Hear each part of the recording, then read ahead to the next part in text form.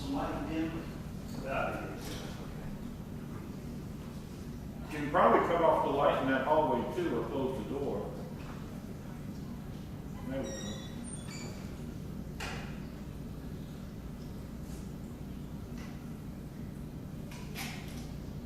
You should maybe turn off the lights.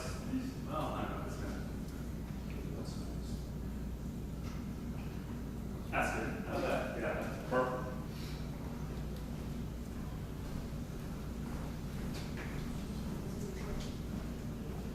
All right, well, let's just get started. Okay. Hello, guys. Welcome. Thanks for coming. Thank you.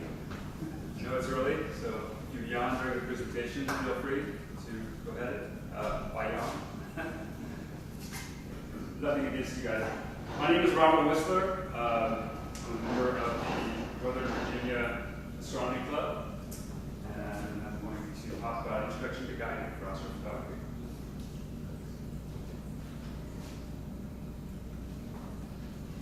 Just a couple caveats. I'm not an expert imager or guider by any means. I've been doing it for about a year, and during that time, as I started imaging, I realized that to get good images, you really need to get good guiding. So I've been researching that topic quite a bit to improve my own images. So I'm going to relay some of that information, some of my experience and information to you guys today. Topics. That's what I'm covering today. Exactly what is auto guiding? Do you need to guide? Some guiding equipment. Setting up for guiding.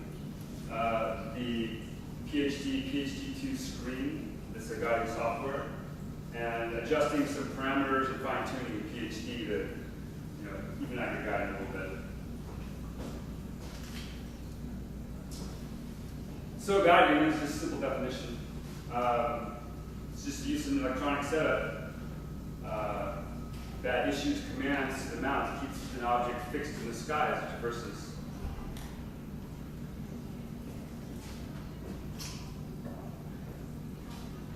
Do I need to guide? Well, not necessarily. If you're doing one of the following, planetary or lunar imaging, if you're using fast scopes, short exposures, if you have excellent polar alignment, using maybe a DSLR with a large sensor, or a high-end mount, you don't necessarily need to guide. You can do astrophotography with short exposures, like 30 seconds a minute. But if you really want to get into deep sky astrophotography, you probably want to guide. If your scope is a long focal length, that's large aperture, slow, maybe like f7 or above, f6. If you have a small sensor camera that has very small pixels on it, if you want to do long exposures, or if you have maybe like something called a mass market mount, what most of us have, these are going to require guiding. So what does the guiding equipment consist of? And I'll be going over more of this in detail. Basically a computer, guide software, the guide scope, guide camera, and of course the mount. If you guys have any questions, feel free to just raise your hand. Yeah, they're coming. What's that? I got a few later. Okay. So guiding equipment. Laptop. A Mac or Windows-based laptop would be fine, preferably with 2+ USB ports for the guide camera and your imaging camera. The guiding software, PhD or PhD2, both works on Mac or Windows.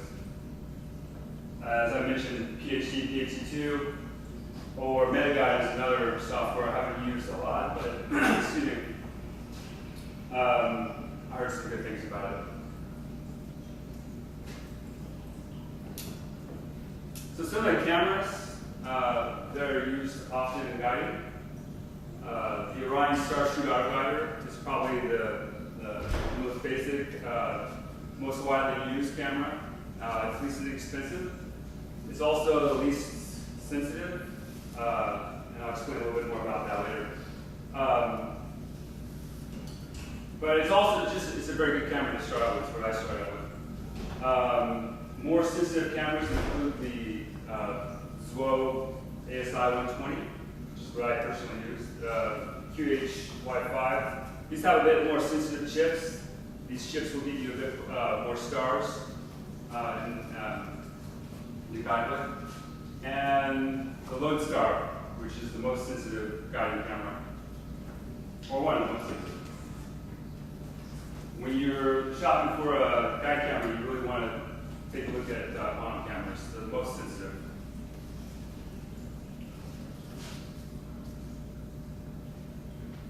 The scopes, so what are some of the scopes you can use? So-called mini 50mm, looks like a kind of like a finder scope. Small refractors are good. I use one, I use the short tube 80. They're about 60 to 80mm focal length. And off-axis or on-axis guiders. They're not really a scope, I'll explain more about that, but basically it's a, how do you describe it? It's basically just a little device that sits in your imaging train and it picks up a part of the light to your guide camera. You don't actually use a separate guide scope with an off-axis guide. Robert, have you ever used, so you use the short tube 80 right now? Yes. Have you ever used a finder scope, a 50mm finder scope? No, but I probably could have used it when I first started finding equipment. I didn't know. I didn't know that, like, the 50mm. What I thought originally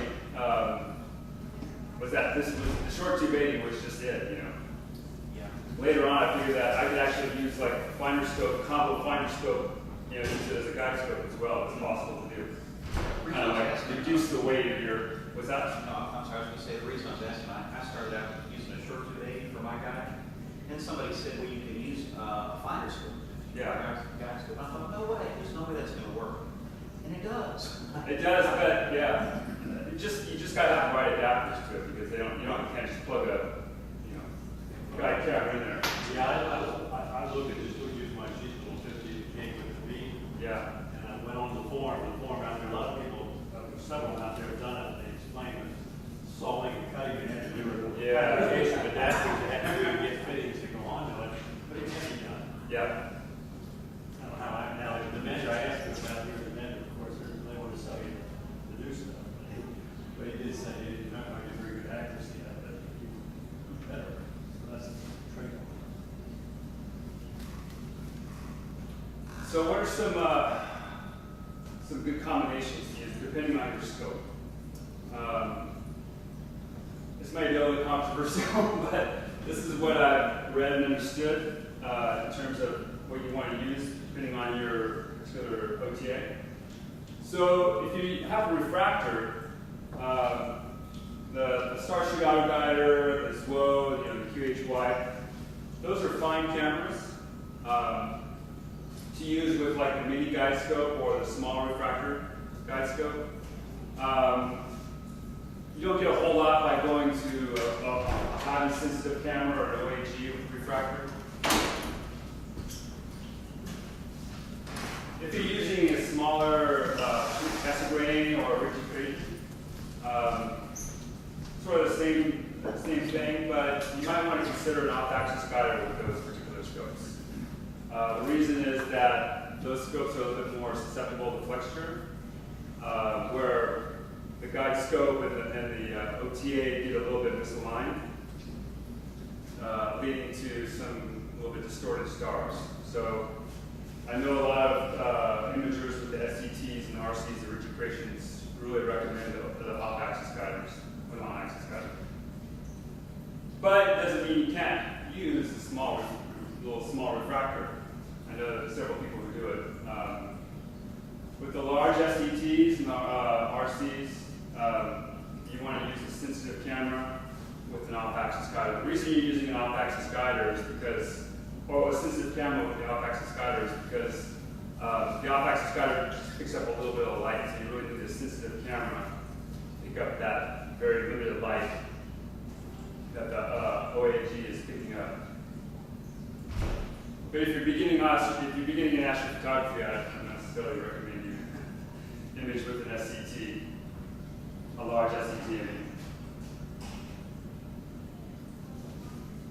So setting up for guiding. If there's one thing you should probably take away from this presentation, is that polar alignment is probably one of the most critical things you can do for astrophotography and guiding. There's several tools you can use to do that. If your mount supports it, use EQ mod, very popular. All-star polar alignment with Celestron. I use Align Master to get very good polar alignment. Align Master, I think, is $20. Astro also very good. I think that one's free. Astro is more of a plate solving software, but it can also be used as a polar alignment. Something very, very important is securing the guide scope to the OTA very firmly so that there's no flexure. The other thing you want to do is align the guide and the OTA scopes so that they're pointing at exactly the same position in the sky. Make sure you level the mount. Leveling is very important. Now this I explain a little bit more. A lot of folks will imbalance their OTAs and the counterweight so that whatever the object the OTA is pointed at, the mount of it's imbalanced a little bit to the east, meaning that the weight is kind of east heavy. The reason is because you want as the mount is guiding across the sky, it's going in right extension. So you basically want, when you put it in east heavy, it's like riding against the gears of the mount. So there's no play as it's tracking. When it's east heavy, it just basically is riding against those gears the entire time. So would that mean rebalancing at 3? No, basically means like you shift your counterweights or you shift your mount so that the east side, the side that's pointed east, is heaviest. So when it flips, that's not going to be Yeah, you have to switch it again. Yeah. It's also important to take dark frames and the guiding software to get rid of hot pixels. You find that makes a big Yes, difference. yeah. Sometimes because you see in your guiding software, you see like it looks like a star, but it's actually a pixel. So you're trying to guide on that, and it will say like, software is calibrated, and it will say like, guide, it'll give you an error like RA didn't move enough, guide star didn't move enough, and this is one of the reasons why. Try to guide on hot pixel. So dark frames. How often would you have to do that? Once you set it into the software, ask you for dark frame, it incorporates that, you don't have to do it again for a while unless you think there's a problem. Yeah, PhD2 does it. Well, PhD as well, but I recommend PhD2. PhD2 recently came out with a very nice routine for taking the dark frames. It actually creates a dark library for you. You're not doing everything. No, it automatically sets it up. At the time, I'll show all you. that. Yeah.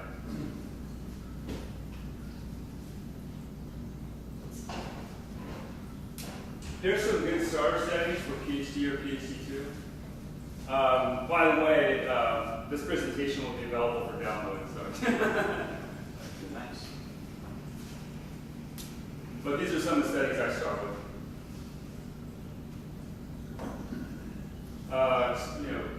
Exposure length, I typically use between 2 and 3 seconds.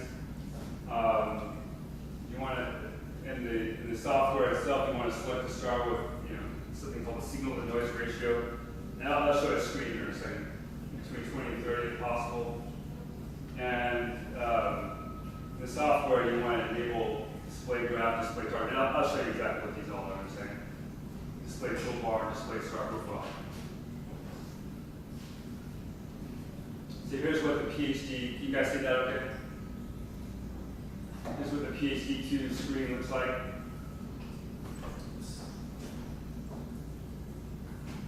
main camera window. You can see some stars right here. Now, something you don't want to do is you don't want to guide on a very bright star. You want to get a star, and it's kind of hard to see here, but this little histogram, this is the star profile window, how it just goes to a point. That's the kind of star you want to guide on. The reason being that the software finds it easier to find the centroid of the star, and so it's not bouncing around a lot. Robert, if you have a bright star, do you find that it's okay just to cut down exposure and still use it anyway? No, it doesn't. Yeah. Really? Yeah. You got a too bright a star, like a little histogram here will be cut off at the top. Something I want to point out, if you've got very good polar alignment, this red line here is the deck guiding. That should be basically flat, because as you're guiding, you're guiding basically in RA only. The mount is tracking in RA only. So if you're polar aligned, deck shouldn't be moving at all. It should just be going kind of like back and forth in RA. So this is automatically correcting for errors? Yes, exactly. Yeah.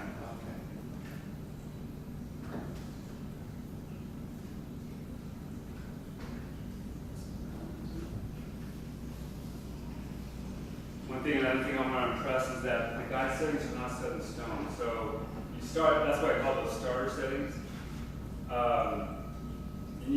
Depending on your scene and the conditions, wind maybe, you might need to change your settings a little bit. You can adjust them on the fly. Scroll back up a second. Right here, the little down arrows or whatnot. You can move those up and down, and I'll explain why.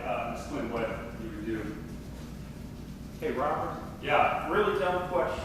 Sure. When you're guiding, and it seems nobody's ever done this, but you're using one, I guess, guide scope with the auto guider in it, right? Mm-hmm. Would it be possible to use a second one on the opposite side of the scope and combine the two signals for more accurate tracking?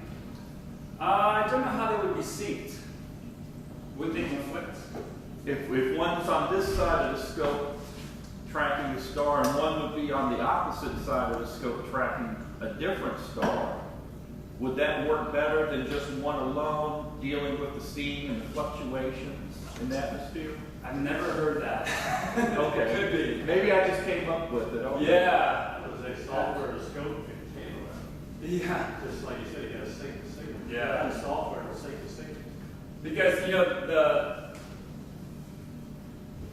I mean, I don't think it'd be out of the realms of possibility to develop, a little piece of software to combine or sort out, say, if one signal has too much fluctuation in it, kind of maybe flip over to the other one, yeah.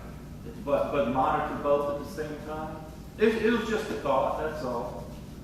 Hey, it's Future future talk. Maybe that's exactly right. Future talk. Start a forum discussion group on that. Yeah.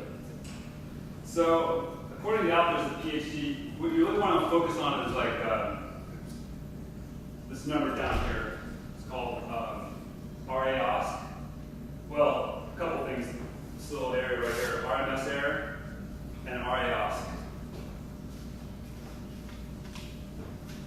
And you want to keep your total RMS error as low as possible and your RAOSC about 0.3. RAOSC is basically saying how often the software needs to correct the right extension.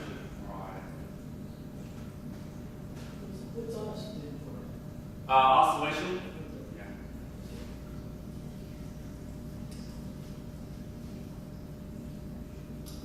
So if the RAOSC figure is going lower than 0.3, then you want to increase your RA aggressiveness figure, or decrease the hist. Those are, hysteresis. Those are right here.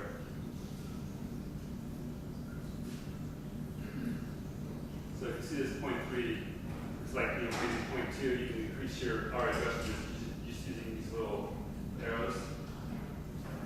Your RA expression is a weighting factor? And also your RA is in hertz? What's that?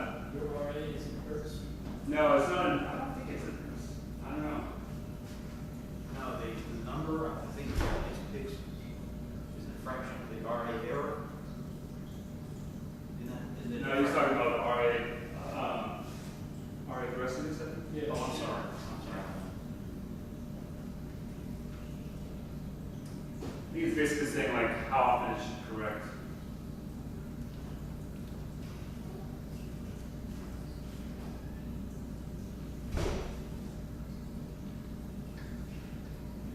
Okay, I know that was a lot of information.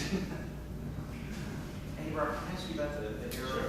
I always struggle with this, and it's mysterious to me, because some nights it'll work great, and then I'll do the same thing another night, and, you know, it'll be way off. Yeah. In terms of the total RMS error that you get, what do you get with your guidance setup? I typically get around like 0.4 to 0.6. 0.4 to 0.6? Yeah. RMS? Yeah. Okay. And that gives you good image? Yeah. Okay. The thing is, you really got to get better guiding as your focal length increases. You know, as you're using a more sensitive camera, because they're just going to be more prone to error. You can see the errors in the images.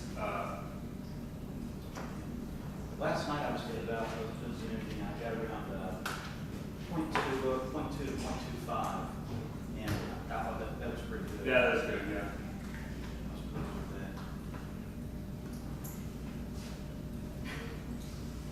So that's the URL to the document. You want to download it. There's a lot of like information and settings in there. So I'm also on the south side of the field. If you want to come over and ask questions, or where I'm imaging tonight, then feel free to come over and check it out. Do you have any pictures from last night, or did you get around to? I did. So working on the Cocoon Nebula, wide field, and I did get some images. They're just the individual subs at the moment. They don't. Can we see how good your guiding was? See if there are any star streaks or anything? Sure, I'll be happy to. Robert, there's a club near us in Statesville, North Carolina, and one of the guys who does astrophotography brings a lot of his bad stuff.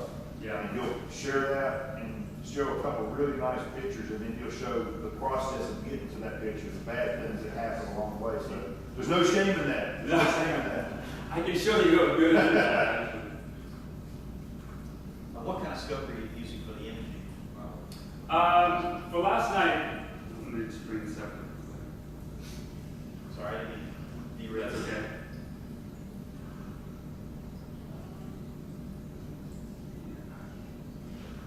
Stretch that.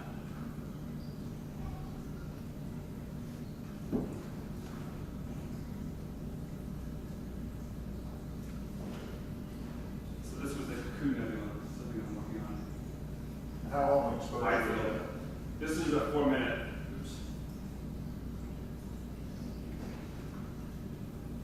That looks beautiful. It really does. It's very nice. It took a long time to frame that. You can see the Cocoon Nebula surrounded by like this dark dust, and there's a very long kind of like tendril out from it. And I was trying to get that in the field of view as well. Oh, wow. Well, see, if I could just get that, I would be happy. You would make the process any further. I don't Yeah, know. this is a 4-minute, but I had like 2 hours worth total. And then, Robert, can I ask you one more favor? Sure. Do you mind zooming in on that engine so we can look at the star? sure. What kind of scope are you using? This was a Meade 80mm. Wow. That was pretty good to me.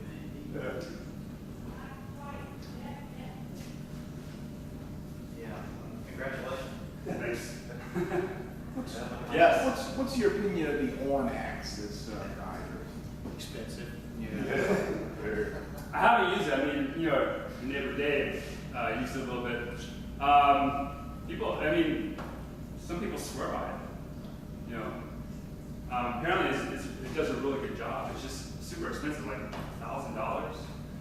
You get cheaper ones. Yeah. I've got one from Orion, and it actually works pretty well, but dang thing's hard to use. And, you know, it does give you better results. Maybe the Schmidt-Castle range, it does cure the problem that you mentioned about the flexion and the mirror should.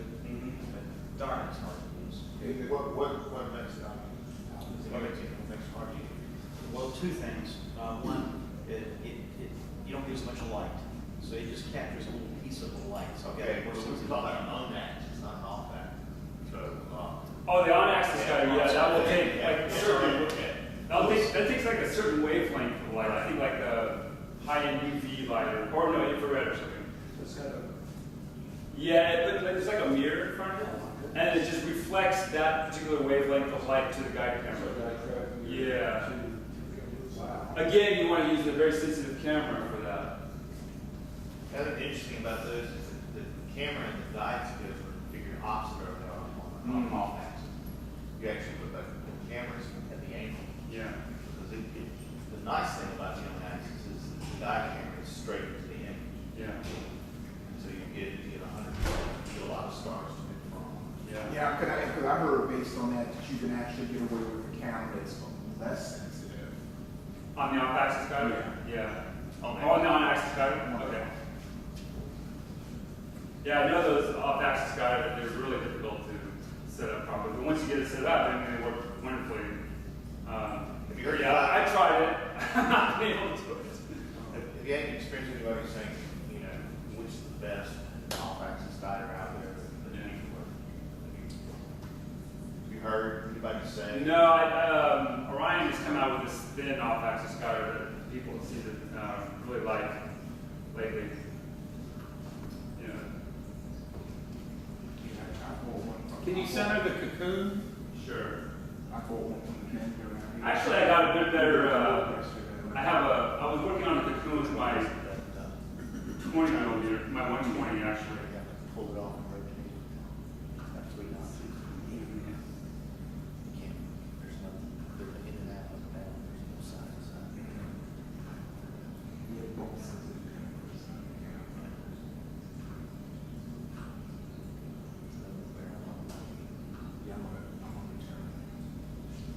Is that okay?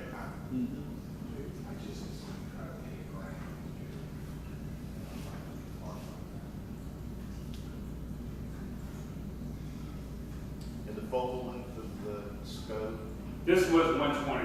This is my 120 millimeter fractor. What's the focal length? Oh, the focal length, 900 millimeter. Robert, 7.5. you're using a guide camera, what are you actually shooting the picture with? What kind of camera are you actually shooting the camera? I'm using, this is a mono CCD, Okay. the ATEC 420ADX. Okay. Yeah. I just started using that about a couple months ago, so I'm still You're doing learning with pretty it. good. It's Yeah. forcing me to Pretty get, good. Doing pretty good. thank you, forcing me to get better at guiding. well, and I've seen your setups, and I think another thing to keep in mind is don't overstrain your mouth. Yeah, You know, you a whole lot better off having a lot less weight in the mouth. that's a good point. That's a good point. I should have mentioned that. Yeah, the mount is the most critical thing for astrophotography, and so a lot of folks recommend that the mounts have a certain weight capacity, 40 pounds, 30 pounds, something like this. For astrophotography, you want to cut that in half. So if you got a mount that's rated for like 45 pounds, like I do, you don't want to put more than 22 pounds on it. You can go over a little bit, but you're just not going to get very good results.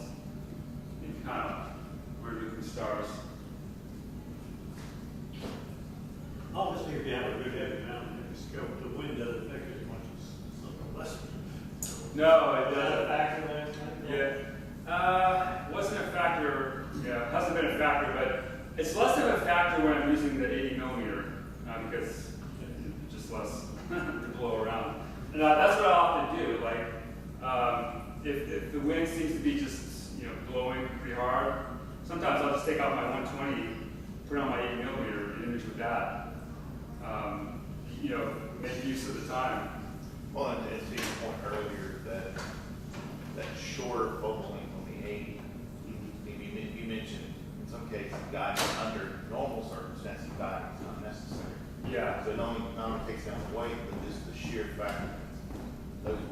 field, they're just so much more forgiving. Yeah, it's going to be much more forgiving of your errors, guiding. More errors in the non as well. All right, any other comments or questions?